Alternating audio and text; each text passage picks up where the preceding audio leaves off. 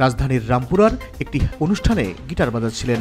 সেখানে হঠাৎ অসুস্থ হয়ে পড়লে তাকে স্থানীয় একটি ক্লিনিকে নিয়ে যাওয়া হয়। পরে সেখানে কর্তব্যরত চিকিৎসক তাকে মৃত ঘোষণা করেন। দর্শক, বলছিলাম অর্থহীন ব্যান্ডের সাবেক গিটারিস্ট মিনহাজ আহমেদ পিকলুর কথা। শুক্রবার রাত ৯টার দিকে পিকলুর মৃত্যু হয় বলে গণমাধ্যমে নিশ্চিত করেছেন তার বন্ধু সিফাত। অ্যাভয়েড রাফা খ্যাত রায়েফ আল হাসান রাফা ও অর্থহীনের সাবেক ড্রামার ফেসবুকে এই গিটারিস্টের মৃত্যুর কথা জানিয়ে লিখেছেন, পিকলু ভাই আর নেই, কিছুক্ষণ আগে তিনি ইন্তেকাল করেছেন। আমি বিশ্বাস করতে পারছি না যে আমি এই শব্দগুলো লিখছি। আপনারা যারা জানেন না তাদের জন্য পিকলু ভাই ছিলেন অর্থহীনের আসল গিটার বাদক, কিন্তু আমার কাছে তিনি তার চেয়ে অনেক বেশি।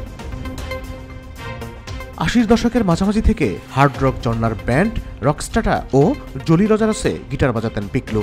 ৯০ দশকের প্রথম দিকে কিছুদিন তিনি ওয়ারফেস ব্যান্ডে যোগ দেন। এরপর অর্থহীন ব্যান্ডে যোগ দেন ১৯৯৯ সালে। অর্থহীনের অদ্ভুত সেই ছেলে, সূর্য, রাতের ট্রেন, গুটি ফ্রম হেল, নির্বোধ সহ বেশ কিছু জনপ্রিয় গানে গিটার বাজিয়েছেন পিকলু।